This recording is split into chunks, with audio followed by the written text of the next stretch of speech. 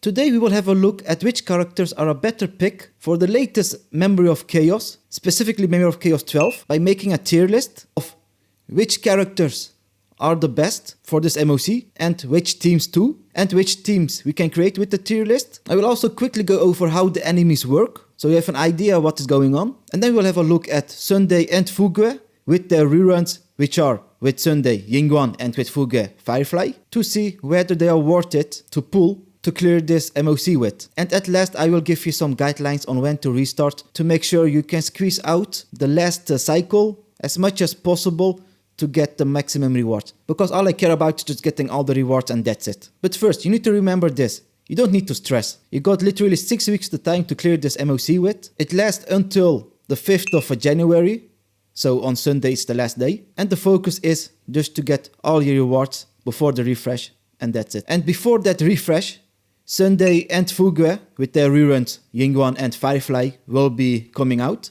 So Sunday will be coming out with Jing Yuan on the 4th of December. And the Fugue with Firefly will come out on the 25th of December. So that is all the more reason not to stress if you plan on summoning for them. That means you will have a bigger pool of characters to work with. And we will discuss if you really need them later on. And if you can't beat it now and you don't plan on summoning for any of them, you still got 6 weeks the time. So just level up your traces, get better relics, that's difficult to set. With that out of the way, let's get to the fundamentals of the first node. So the one with Svarog of MOC 12. I will try to explain it as simple as possible for you, just so that you have an idea what's going on. And if you don't care or already know it, just skip ahead. So let's start with the Gatekeeper. The Gatekeeper works like this. He is a normal state and enhanced state, we can say. It is also called the Sanction state, but we will call it the enhanced state for now. Or just state. Whenever you attack the Gatekeeper with a skill or an ultimate, he gets a stack. In actuality, he gets a percentage. So every time you attack him with a skill or ultimate, he gets plus 33%, but we will call it a stack for now. So every time you attack him with a skill or ult, he gets a stack. Or whenever he gets a turn, he gets a stack. If he has 3 stacks, he gets immediately on turn and gets into that enhanced state. But he also loses his weakness types and he summons those 2 dragonfish, which if you kill them, they reduce every enemy's their defense. And then his attacks transform into a single target attack with a high chance of imprisoning the hit ally. And when does he go out of the state? When 2 of his turns have passed. So how does the wolf work then? Well, he also has stacks. He has max 4 stacks. Whenever any enemy attacks, he gets 1 stack. And if he has 4 stacks, he gets into this Moonrage state. And when he attacks in his Moonrage state, he has a chance of inflicting Terror Grip on your allies. And if that Terror Grip debuff is on your allies after 2 turns, which you don't even want to happen, you don't want to get to that point, but if you get to that point, then that Terror Grip gets transformed into Terror, which means your ally cannot act for 1 turn. But like I said, you do not even get to that point. It is quite easy to dispel. How do you dispel it? You just attack the wolf once with that ally who has a Terror Grip on it, and that debuff is dispelled. Like I said, he only does apply that Terror Grip debuff on your allies when he's in his Moonrage state. When does he go out of his Moonrage state? When you weakness break him, or after like 2 or 3 turns of him have passed. But before he automatically loses that Moonrage state, you should have already weakness broken him. And now the second wave. First we got Svarog. The first time Svarog acts in the second wave, he does 2 attacks. 1 attack, he just does a single attack, and in the second attack, he also does a single attack, but that attack delays the action of your ally. And we need to hope that that delayed ally is not an important character like Acheron, but Ron May after she just casted her skill or ult. And then on the second turn of Svarog, after you have done your attacks and all that stuff, he will summon a hand. And that hand, as you might have noticed, grabs an ally. And how do you release that ally? 1, you need to weakness break that hand, or you need to weakness break Svarog. Or you need to kill the hand, or you kill Svarog. But if Svarog was already weakness broken and that hand didn't grab anybody, then the hand won't do anything. Because Svarog is weakness broken, so he won't do anything. But it is quite difficult in practice to weakness break the hand, then Svarog, and to rotate that the whole time. So you need to try to kill that hand as fast as you can. And if there is no hand, just focus on Svarog. Just try to kill him as fast as possible. And you can just ignore the wolf, because he will just do his attacks. And when you get a debuff on you, that Terror Grip, you just attack him once, that debuff is removed. Or if you have a Cleanser, then that makes it a bit easier. But the main focus is just to kill Swarok as fast as possible. And if you use a character who does a bit of AoE attacks, that wolf will just die on the site. So now let's get to the tier list for the best characters to use against this site of MOC. As you can see, there are not many enemies on this site, so single target DPS are nice. Even blessed target DPSs, so destruction characters mostly, like Firefly, is quite amazing. Even though the first half don't have any enemies who have fire weakness, Firefly herself applies fire weakness, so you can easily use her. She's just so good, you can easily put her in. And you don't even have to stress about the wolf beside the Swarok, because he will just die due to the damage of Firefly. And of course, with Firefly, the best character is Harmony MC. But since Swarok doesn't have imaginary weakness, it might get a little bit difficult. But the wolf has imaginary weakness, so it makes killing him also a bit easier. But since Harmony MC is really a character that enables other characters to do their thing, I will put her in A for now. Acheron, we can also put her easy in the S tier, since everyone has lightning weakness. And of course, with Acheron, Zhao is also amazing. But is Zhao amazing even without Acheron? Yes, you can use him. Unfortunately, in the first wave, no one has fire weakness, and in the second wave, luckily, Swarok has fire weakness. But still, he won't be the best pick. But still an amazing pick, so I will put him in an easy A. Mouse, easy S tier. Amazing single target damage, a lot of attacks, makes weakness breaking them a bit easier to get the stacks for the MOC buff. And of course, who works great with Mouse, that's Fei Xiao.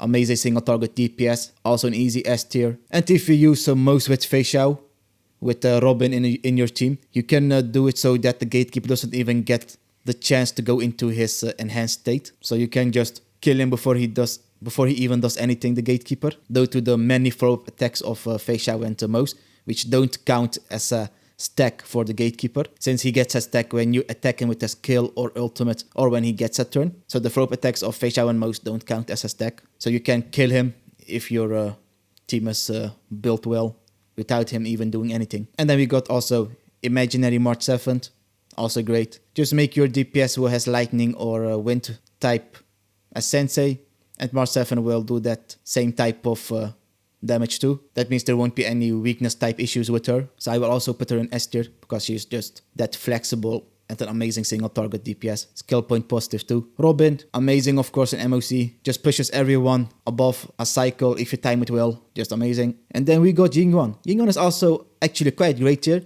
because there are not many enemies which take up the bounce of Lightning Lord's hit. So his damage won't be wasted on small mobs. Maybe in the first wave against the gatekeeper with the dragonfish. But if you time it well with your ult and skill with Jing Yuan, then they should be already dead before Lightning Lord strikes. But is he really better than Firefly or Fei Xiao or Acheron in this site? Difficult to say, so I will put him in an A, because he is missing that one support, and we all know who that one support is that will make him go to the next level, and that is Sunday of course. But we will get to him later. And now let's traverse the list in order. Is Physical MC good tier? No, super whack. Well, is Bailu good tier? Well, she's a sustainer and has lightning type, so it makes weakness breaking them a bit easier. But she doesn't bring any value apart from sustaining. So I will put her in C for now, because you can easily sustain with her. Yes, she doesn't have any cleanses, but you should not even continue your run if you got imprisoned by Gatekeeper, for example, because you would have already been slowed down. So even if you cleanse your imprisonment, you have already been pushed down way down the action bar. So that means you can just easily restart your run. And sure, that wolf applies that terror state on you, but you can dispel it easily if you just attack the wolf once. Sure, that may be an issue with single target DPSs like Fei Xiao, but Fei Xiao is just so broken, you won't have any issues clearing it in an average of 5 cycles. Bronya, is she good? Yes, she is fine. Is she good with any of the DPSs here above? Difficult to say. With Jing Yuan, yes, she could work. But there are just better options than her, like, for example, Robin and Ronmei, of course.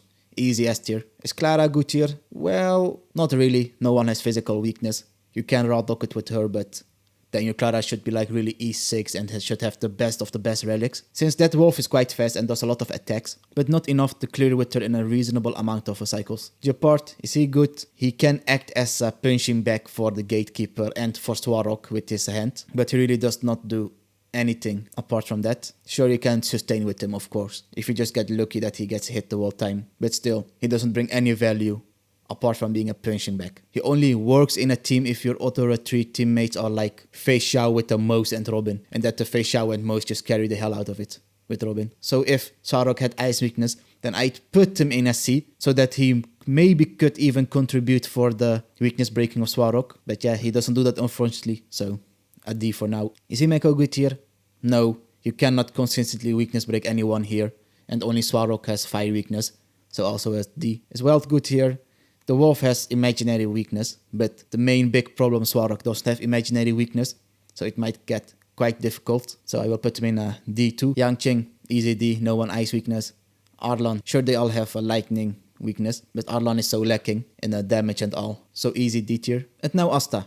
Is Asta good here? For the first wave, she might struggle a lot, since no one has fire weakness, so weakness breaking anyone would be quite hard. So keeping up the stacks would be difficult, because if you attack an enemy who has fire weakness, she gets 2 stacks, so she then becomes basically skill point positive. You can always just basic attack with her, an fire weakness enemy. But that is only possible from Idol 1 or 2, I thought. Oh no, it is just in her talent that if you attack an enemy who has fire weakness, that she gets an extra stack.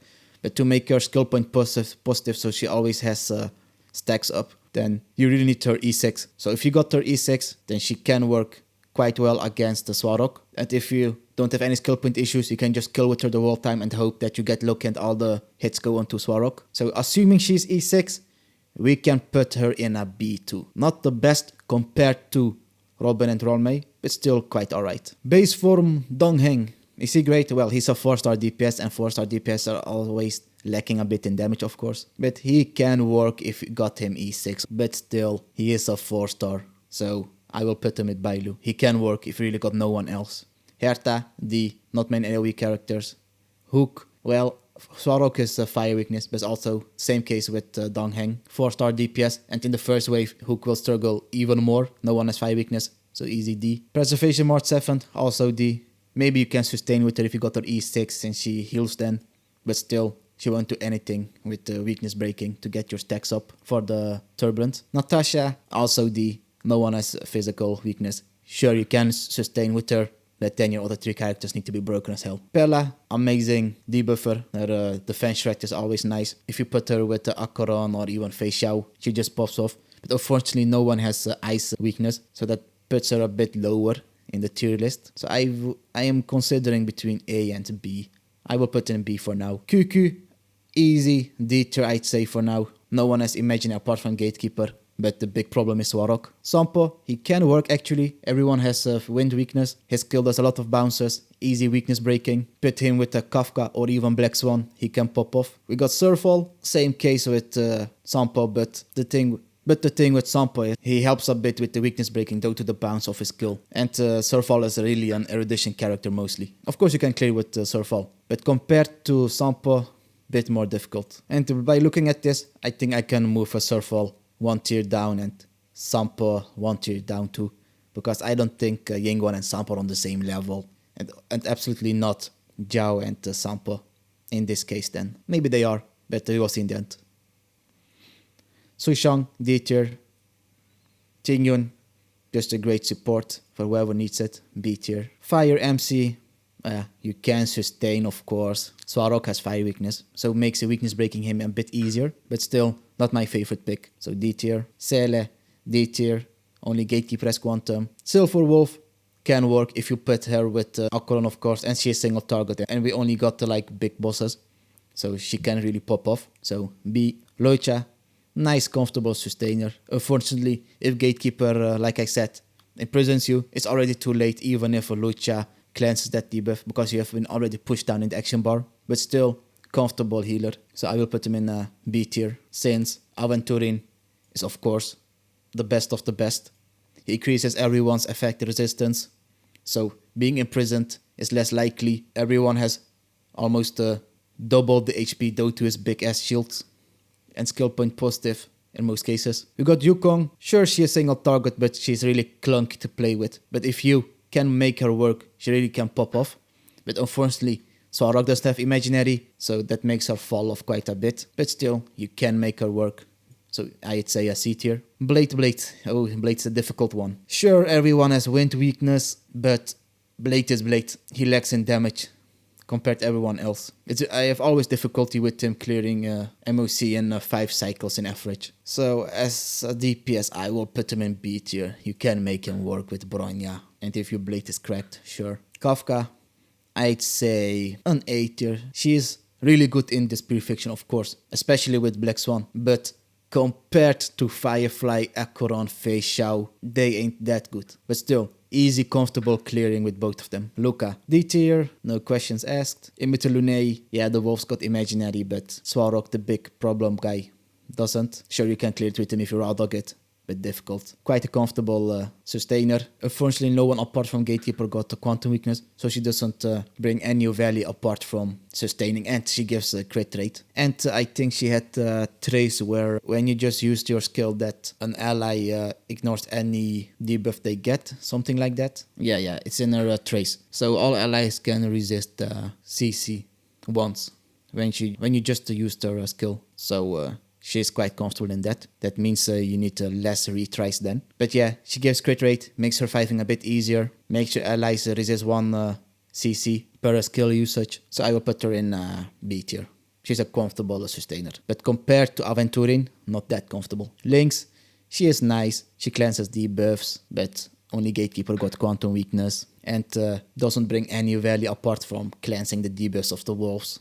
Of course, sustaining. But you can sustain with her. But can you sustain easier with her compared to March 7th and Natasha? Yes. So I'd say then a C tier, but still quite weird to see. So let's put her in the D tier then. Just because she doesn't bring any value apart from the healing and cleansing of debuffs. But that is what a sustain is for, right? Not always. If you look at Lingsha, she is more of a sub-DPS like a character than a sustainer. So we can also put her in a S tier, I want to say. But if they all had fire weakness, I'd say yes. But Svarog has fire weakness though. And he's really the biggest problem. Sure, the first wave can be a bit problematic with weakness breaking. But if you can get to the second wave, your life will get way easier. And she cleanses debuffs when that pet of her attacks. So that wolf terror thingy will go away if it's on you. But yeah, she's a really great sustainer. So I can also put her in a C for now. Aventurin, Jingliu, is she good tier? Sure, you can raw dog with her, but I wouldn't do that. So D. Top boss, easy A tier, I'd say. Only because that wolf doesn't have fire weakness. If he had fire weakness, easy S. But still, if you use top boss with Fei Xiao will just carry everything. But still, MOC is better to use in this case, in this MOC, with Fei Xiao than Topaz. Gwynnethane, can she work? Swarok has fire, sure. But in the first wave, you will have a difficult time. So I will say a D tier for now. Ho-Ho, nice sustainer. Cleanse all that terror states on you. So that means you don't have to attack that wolf. Is she a comfortable sustainer? I don't find her that comfortable, since she doesn't have that big panic heals. But the energy regeneration of her ult is really nice though. So I will put her on the same level as Fuswan, I'd say. Luckily they all have wind weakness, so she contributes a bit to that too. So think about that the second time.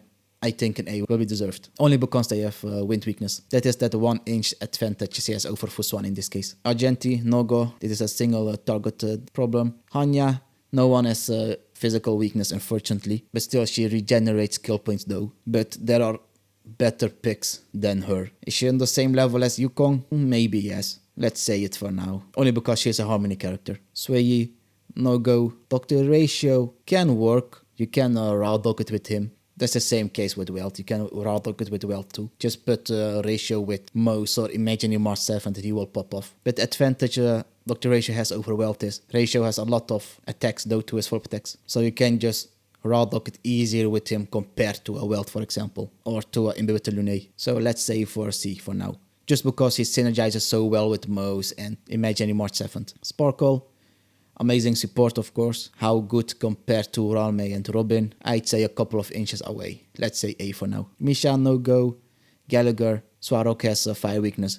So the weakness breaking him is a bit easier. Because when he uses his ult, he gets another turn. And all in all, quite a comfortable sustainer. Not the most comfortable, but still good enough. I'd say Fuson level-ish, just because Swarok has fire weakness. Boothill, no go, no one has physical weakness. Sure, he can implant physical weakness with his technique and ult, but that's quite difficult to do consistently. Sure, you can maybe pull it off, but would I recommend it? Maybe. Nah, you know what? I'd say no go, because getting his stacks up would be really difficult. Jade, no go, no one has Quantum apart from Gatekeeper. Yunli, sure you can maybe raw dog it with her, but do the enemies do consistent attacks so Yunli can do consistent follow-up attacks? Not really, same case with Clara, but she is better than Clara though. But still, and Rappa, can she work here? I'd say not really, because with Rappa you really want to weakness break everyone consistently, a lot of enemies the whole time.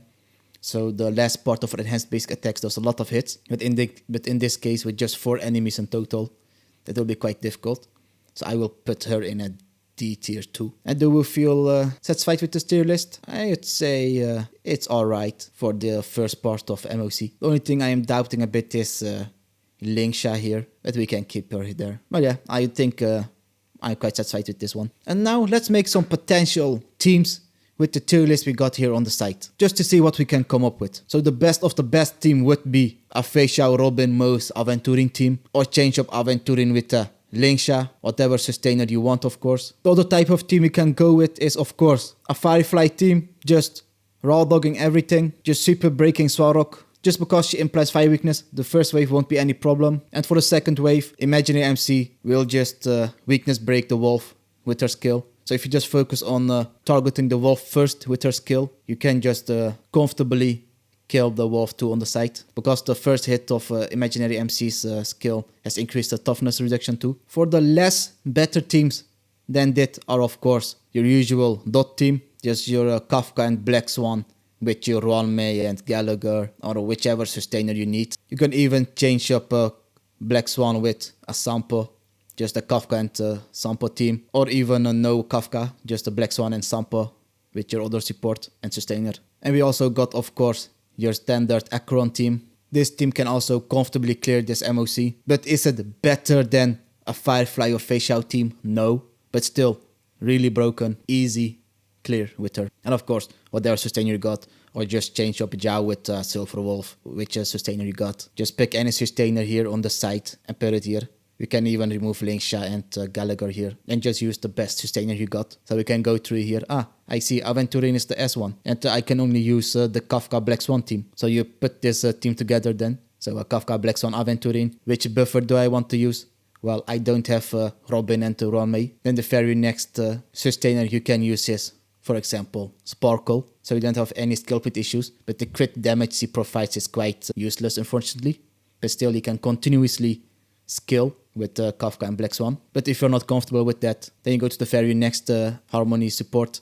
And the same problem Bronya has too that Sparkle has, that she gives us crit damage and we don't want crit damage. But you can, for example, use Asta, since Black Swan and Kafka do want to be really fast. So you can put up a team like this. Well, what are then some worse teams we can create? Yeah, that is of course a Blade team like this, for example. And yeah, we need to be mindful of the ordering though. So maybe a team like this. So Blade in the middle when Ho-Ho casts her skill. Since her skill is a blast skill, so she heals the targeted ally and the 2 adjacent allies. So this would be a nice team, but is it better than an Acheron or Dot team or Firefly Robin with Fei Xiao? No. So that's why this team is really difficult to pull off, but it is possible. And if you don't have Ho-Ho, of course, whoever you got on this tier list, so Gallagher can work fine. And what other teams can we create that are really difficult to pull off? A Sampo team or a Sampo Surfall team. You can pull it off, but it will be quite difficult. And of course,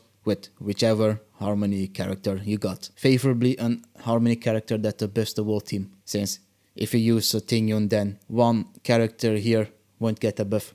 But if you use an Asta, everyone will get that attack percentage. Sure, it is less compared to Tingyun, but still everyone will get it because you're using a dual DPS team. But yeah, just mix and match these characters I recommend. Of course you can clear it with any team, but these are just some things I came up with that looks a bit logical, I hope. So just don't stress, you got 6 weeks of time and do your thing. And now I will give you a simple explanation on how the enemies of the second site act. What they do. I will try to keep it as simple as possible so you have an idea of what's going on. Well, for the first wave, one enemy just applies dots on your whole team, the other one just does attacks. Nothing special going on with them. That wolf has stacks. When any enemy attacks, he gets 1 stack. Luckily, the dot enemy doesn't attack.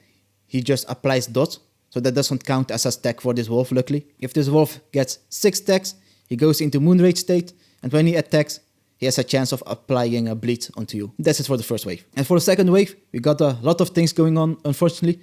But I will just keep it as brief as I can. The most important thing is that you just weakness break everyone continuously. That's the main fundamental thing that you want to do. So that means you want to do many AoE attacks, since there are many enemies on the field the whole time. And they all share HP. That's why doing AoE attacks is preferred. And all these robots either look happy or angry. You can make them look happy when you attack them. And when they get a turn, and if they are happy, they help you. So if the dino is happy when he gets a turn, he increases the attack of your whole team. If this other robot is happy, he gives 1 ally energy. If the other one is happy, he gives your whole team 2 skill points.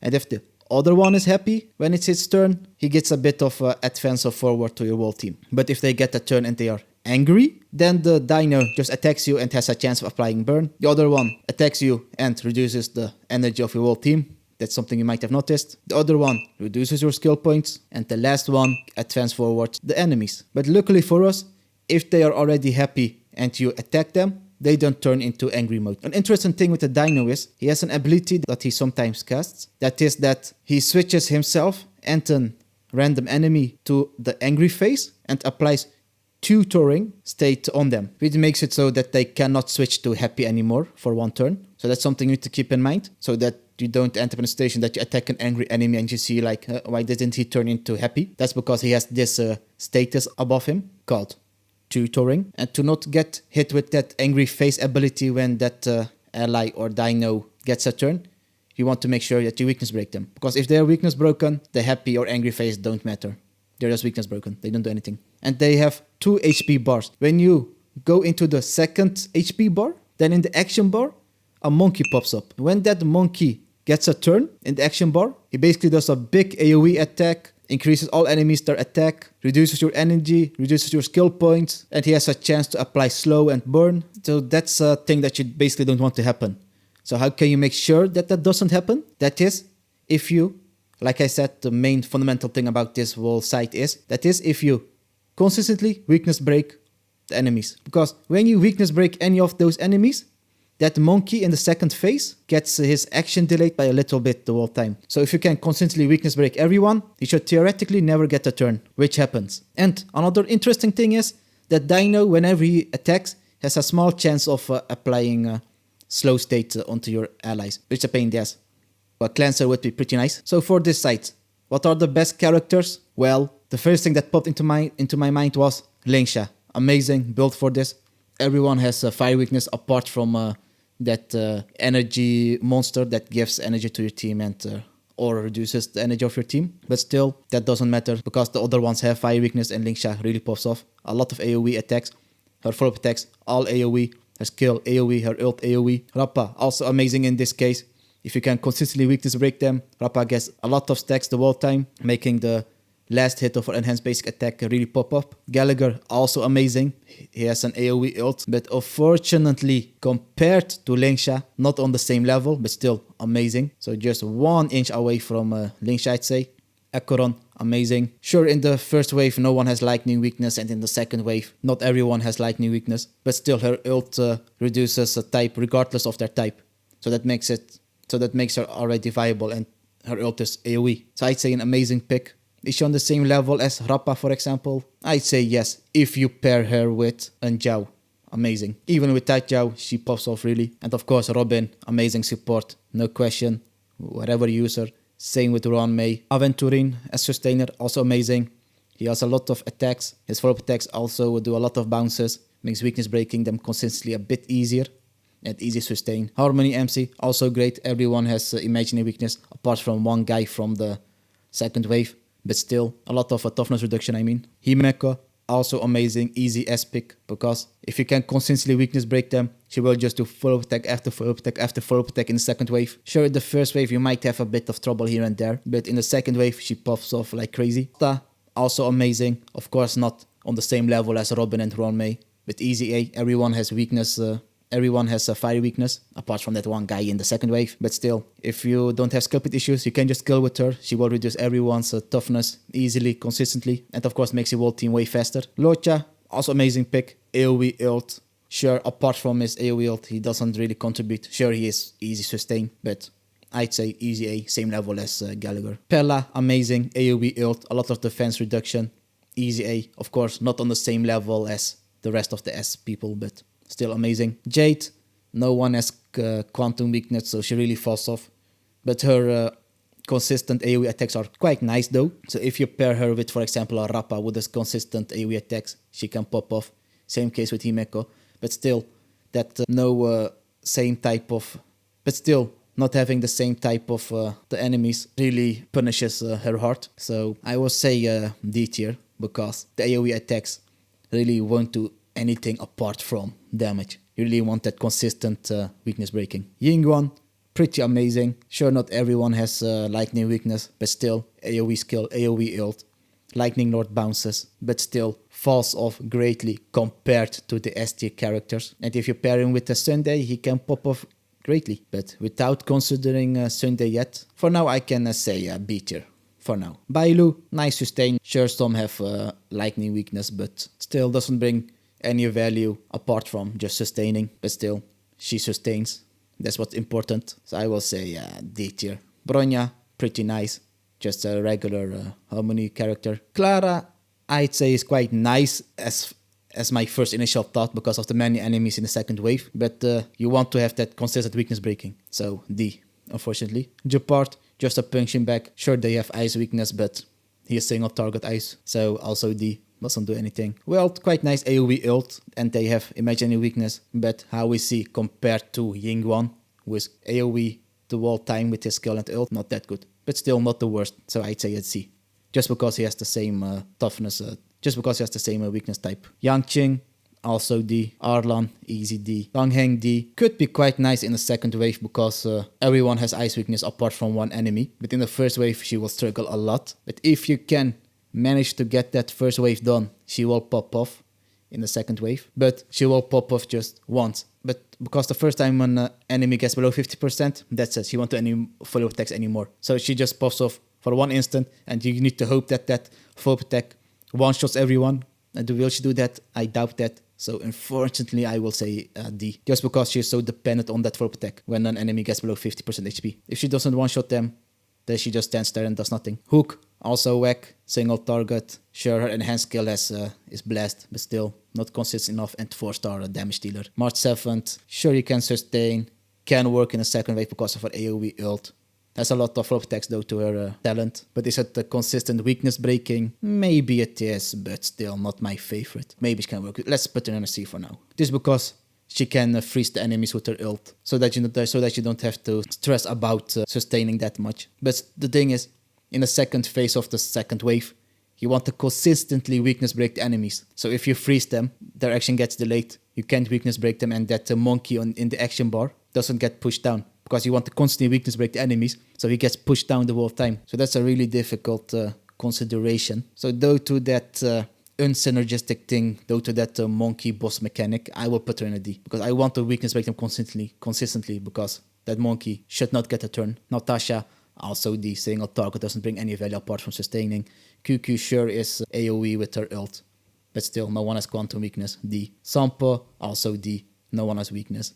Surfall might work because 3 enemies got lightning weakness, but can she consistently do attacks? Of course she can if you got Bronya or Asta in your team and she gets really fast. But she is a 4-star DPS, so I will put her in a C for now then. So Shang no single target. Tingyun, nicest harmony character. I will put her in a B because she is single target harmony character. Since in this MOC you mostly will use dual DPS teams to keep that consistent weakness breaking. Tech Tingyun won't be really viable in a single target DPS teams. Well, maybe with a Sunday Yuan team. Maybe then she may be useful. Yeah, I think she can be viable. She is not bound for dual DPS teams. That's not the case always, no. Fire MC got AoE ult, nice for weakness breaking. And if she got like a 4 stacks of her talent, Her basic attack is enhanced, does extra toughness reduction, which is nice. But can you sustain with her comfortably? Maybe. So I will put her in a C for now. Sele, no go, single target. Sovolov also no go. Yukong also no go. Blade, no go. No one has a wind. Kafka can work in the second wave. First wave she may be fine. Same case with Surfall. You can make her work. Luca, no go. Inbut Lune can work. He doesn't have AoE attacks unfortunately, but still you can make him work with a Sparkle for example. And Sparkle is a nice support of course. Nice skill points. So I will put her in a B2 I'd say for now. Fuswan, comfortable sustaining but doesn't have the same type as the enemies. So I will put her in a C2. Lynx, also whack. Jingli might work in the second wave, but also no AoE attacks. But you can make her work. Top pass, no go I'd say. Gwenevane can work AoE ult. So with the Gwenevane Kafka team, you can make her work. Ho-Ho, nice sustainer. Unfortunately doesn't have AoE attacks or something like that. She just basic attacks. But her energy regeneration is super nice. So I think I will put her for that reason in the A tier. Argenti, unfortunately, no go. You can make him work if you raw dog it. But that is not really something viable for everyone. Hanya, no go. No one has physical weakness, you know. But still, she recovers skill points. But that doesn't make it a reason that she is better than these D tier characters. So I will put her in a D tier too. Sway also, unfortunately, no go. Ratio, no go. Black Swan, unfortunately, also no go. Sure, she is AoE, but no one has a wind weakness. Misha can work in the second wave really nice because he has a lot of bounces with this ult. But yeah, he's a 4-star DPS. But still, he can make him work. Butil, no go. Firefly, she's just so broken. Even though she has no AoE DPS, she does so much damage, you can almost easily neglect that. Yunli also unfortunately no go. Sure, there are many enemies in second wave, but no one has physical weakness. You may raw dog it with her, but that's only if you can do it, if your build is that broken. Imaginary March 7th also unfortunately no go. Fei Xiao, yeah, you can raw dog it, but no one has a wind weakness. Difficult to do. Same case with Moose. Oh yeah, and I forgot physical MC, no go of course. And are we satisfied with this tier list? For this side of the MOC, I'd say it looks quite reasonable. You can make the characters in the C tier work, and Jing Yuan can be pushed to the A tier. I'm quite satisfied with this team, I'd say. Maybe Sparkle can also be A tier. Yeah, you know what, let's put her in A tier too, just because of that comfortable skill point regeneration. And now, let's see, what kind of teams can we create following this tier list a little bit as guidance. Of course, the best of the best teams we can create for this site is a team including Linksha with a Rappa for example, a Himeko with a Ruanmei as the cherry on the top. Easy team, broken as hell, you won't have any issues. Sure, you can change up Himeko with Harmony, MC, whatever you have. Or if you don't have Linksha, Lucha is also fine. If you don't have Lucha, Gallagher also works. Or you have a team like this, just going super break Himeko. And we can of course go for a Akoron team, also really broken, amazing. Just put her with, let's say, a Zhao, and you're good to go. And if you don't have a Zhao, Pella is also fine. And whatever sustainer you got, just follow the tier list. Look at who is on the highest tier you got. Let's say, Aventurin, sure, put in Aventurin then. Yeah, but it is not always that easy just following the tier list and putting whoever's on the top. Since this team has a bit of consistent weakness breaking issue, so you can change up Aventurin with a Lucha if you got him because of his AoE ult, or a Gallagher, or a Linksha. Just someone who compensates that consistent weakness breaking. And what other team can we create? Of course, a Jing Yuan team with whoever you got. With Sunday, easy S tier maybe, but without Sunday for now we can say. In this yellow area, you can go in just full single DPS Jing Yuan. It can work in the second wave since the HP is shared, so you won't have issues with the bounces of his Lightning Lord going into a small mob enemy and wasting it. So that the shared HP pool is really nice for Jing Yuan. You can even make a Kafka and Gwenevane teamwork. It might be difficult to pull off, but you may pull it off. And just yeet a Robin or Ruanmei in it, and you're good to go. And of course, if you got Linksha, you don't even have to stress so much about your DPSs because Linksha herself will always carry it. Though to her AoE full attacks of her pet, of her skill, of her ultimate. And what other teams can we create? Yeah, of course you can put in Firefly here into, of course. Firefly is just so broken, she doesn't have to be AoE, so that's no worries. Oh yeah, and with Akoron, you don't have to always have two Annihilator characters. So you can also go with a team like this. Why not? It can work. It will work, basically. because Himeka will consistently full attack. Akron will just basically one-shot everyone, and Pela will make killing them easier because of her defense reduction. You just got to puzzle a lot, and you can yeet in Gwynethine if you really want to annihilate the characters. Since Gwynethine, her ult is AoE, so it will make weakness breaking everyone way easier. And for the difficult teams, yeah, Welt can maybe work. It's quite difficult. Sure, they have imaginary weakness, and sure, he has AoE damage which is with his ult, but still, his kill is just 3 bounces, not that much. It might get really difficult to do it consistently. So then I'd say put in a Jing Yuan with him, so he can ult wave more, and any other sustainer who can make consistently weakness breaking a bit easier, like a Lucha or a Gallagher, or maybe a team like this with a Surfall. You might run into skill point issues, but the nice thing with Surfall is if enemies are shocked and you attack an enemy with your basic attack, all shocked enemies on the field get additional damage from Surfall. That's quite nice. So you can basic attack with Surfall once every turn easily. Yeah, like I said, it's really difficult to do this. You really need to have a perfect run almost and restart quite a lot of times. I will show you in a minute when you should restart. I will give you a checklist, but still, you can pull it off. So basically, these are some teams you can create by mix and matching. If you got better ones, just do it. Just experiment, get those rewards, and you are done. So is Sunday worth it? Can we say that a character is worth it? A character is mostly worth it when they make clearing endgame a bit easier, so you can get all the rewards every time, every 6 weeks. But that's not always the case. There are other factors, because you like him and all that stuff. It makes other teams more viable and makes it more fun to play. But I want to contextualize this worthiness of Sunday in this MOC. But there is one problem with him. He is basically bound to summon characters. And before we know what Aglia, the Herta, and Remembrance MC do, his banner already goes away. Since his banner goes away on the 25th of December, and the live stream for 3.0, where they reveal what Aglia, the Herta, and Ice MC do, is on the 3rd of January. But why is that a problem? Like I said, he's a summon support, and we only have 3 summon characters in the whole game, and that is Topaz, Jing Yuan, and Linxia. I can tell you, yes, he is worth it, because Aglia and Remembrance MC are summon characters, so he might be good with them. And yes, in the live stream they confirm that Remembrance characters are summon characters, but we don't know what Aglia and Remembrance MC do. It is not a fact that Sunday will be good with them. We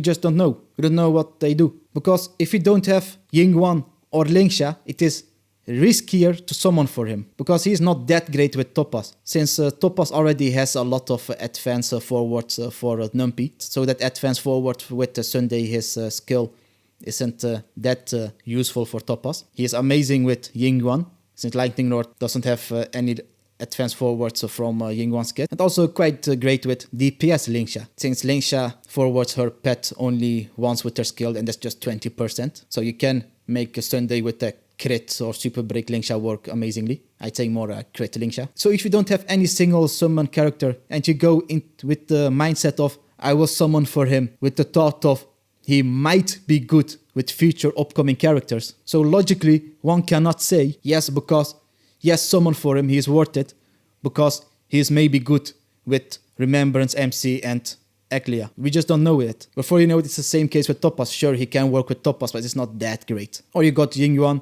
you want to make him better, go for Sunday. You only got Linxia, you want to try out crit Linxia, go for Sunday. But if you only have Topaz, then it might be a bit riskier, since Topaz already has a lot of advance forward, so Sunday is not the best fit for her. But if you got the Jade and you like him a lot, and even if you don't have a single summon character, go for it. The fact that Remembrance characters will have summons, and you will get even one for free, which is Ice MC. We already know he might be potentially good with that free character, so Remembrance MC, but that's already your safe spot. You just got to do whatever you want, but you got to make logical decisions, because you don't want to make decisions and coin yourself like, if I summon for him now, I must summon for the next summon character, but before you know it, you lose every 50-50, you don't got the Jade, and you end up spending money you don't have. But this is assuming he only works with summon characters. You can also work with non-summon characters. You can work with Argenti, because Sunday gives energy with his ult. You can work with Jing Louis to keep her stacks up more consistently. But you will be wasting a bit of buffs, since there is no summon character to advance forward with. So is Sunday then better than Bronya if you got Bronya? That's difficult to say, needs a bit of testing. But in the end, is Sunday worth it? If you want to risk it, then you go for it. Because we don't know if he will be good with Remembrance MC or Eclia. He might be good with them. They will be summon characters, but is he good with them? Who knows? But if you got to spare Jades and you like him and whatever reason, just go for him. You got a Jing Yuan, you want to make him better, go for him. You got a Linksha, you want to try a crit Linksha, go for him. If you only got a Topaz, it's quite difficult since Topaz, Sunday, not that great. So that is what I think. And will he be good in clearing this MOC then? That's what the whole thing was initially about. Yes, he is quite good. If you got a Jing Yuan and you summon for Sunday, Jing Yuan will potentially easy push up to the S tier to clear the second site with. So if you really cannot clear the second site, you got no any other good DPS, and you will also you got the Jing Yuan, or you plan on summoning for Jing Yuan, go for Sunday. You got that second site in the pocket. For the first site, also doable. Jing Yuan is already quite great there. He will become an easy S tier with Sunday. But apart from that, no one else really pop off. Yeah, crit Linksha might be good, but how good? In the first site, not that good. In the second site, I think Linksha will pop off greatly. So if you want Sunday to clear this MOC with, and you got Linksha and Jing Yuan, you will have a way easier time. That's what I think. And now Fugue. Is Fugue worth it? Well, unfortunately, the Exo Toughness Fugue gives doesn't count as an extra stack for the MOC buff. And why do I think that? Because the previous MOC that just got refreshed, I think, had the Exo Toughness in it. And when you weakness broken enemy with the Exo Toughness, it didn't count as a stack. So Fugue unfortunately doesn't give that extra stack. But still, Fugue will be basically a imaginary MC power creep. And if you don't want to consider it that way, she will make it so that you can use 2 super break teams for in this MOC. And the funny thing with Fugue is, the DPS doesn't even have to be a super break DPS like a Firefly or Appa. Since her skill makes it so that the ally you target with that skill of Fugue, when that ally attacks, even if that ally doesn't have the same weakness type as the enemy, will reduce the toughness of that enemy. So basically, any consistent AoE attacker for the second site will be viable if you use her with Fugue, even if that ally of yours doesn't have the same weakness types as the enemy. So you can create like a Fugue with a Jade, so Jade can finally do something with her full attacks and her ult, and then put in Linksha or Gallagher, and as the DPS, Himeko. Well, 2 sub DPSs then. So a Fugue with the Jade, so use a Fugue skill on Jade with Himeko and the Gallagher. That team might work. Another nice thing with Fugue is her ult does AoE fire damage, and it ignores the toughness type of the enemy, so that makes it also quite nice. It doesn't matter for the second site since they already all have fire weakness apart from one enemy, but still she will make clearing the second site way easier Fugue. And for the first site, she will just make Firefly better, of course, but you can also use Imaginary MC. It isn't, you aren't stuck to Fugue in the first site, or because you want to use Imaginary MC on second site and the first site Fugue, also fine. But I would use Imaginary MC in the first site and Fugue in the second site. And you can also go with Super Break Akron in the second site too, also in the first site. So is Fugue worth it? If you want to play with 2 Super Break teams, yes. If you don't need a second Super Break team, then no. But I will summon for her because she creates funny teams, like a Super Break Jade team or a Super Break Akron team. So that's my reason why I will be summoning for her. And at last, if you really cannot squeeze out the last cycle in this MOC, I got some small tips for you. For the first site, you should restart when the Gatekeeper inflicts imprisonment on you. Because when he imprisons you, you get pushed down in the action bar. Even if you cleanse that, you have been already pushed down. So you can easily restart then. If the wolf inflicts terrified states on you, then your ally cannot do an action for the 1 turn. So also easy retry. And if a Swarok grabs an important ally of yours with his hand. If he grabs, for example, a Rome who just casted her skill and ult, then it's no problem. You can just free her by weakness breaking the hand or Swarok. But if your DPS like Akoron gets stuck in that hand, then you got a problem. For the second site, I'd recommend to restart when that Dino applies slow on an important ally, because every attack he does has a small chance of applying slow. And if your DPS gets slowed, then you already miss some actions. If your energy gets reduced by that monster, I'd restart too. If your skill points get reduced, I'd restart too. I didn't add the advance forward of the enemy in it, because maybe the enemies all are happy and he advance forwards them and you all get buffs. So it isn't always a bad thing that the enemies get an advance forward. And of course, in the second phase, when that monkey gets a turn, I'd restart too, because that monkey will reduce your energy, get your skill points, do a lot of attack. So easy restart too, I'd say. And of course, you should resort to if you get unlucky. So when you don't have any consistent crits, if you use a crit team for either side, or the memory turbulence, so the hits of the MOC hits a enemy who is already like 1 HP, so all the damage gets on him, so you overkill him. You can get unlucky with that. Not in the second side on the second wave though, because the HP is shared.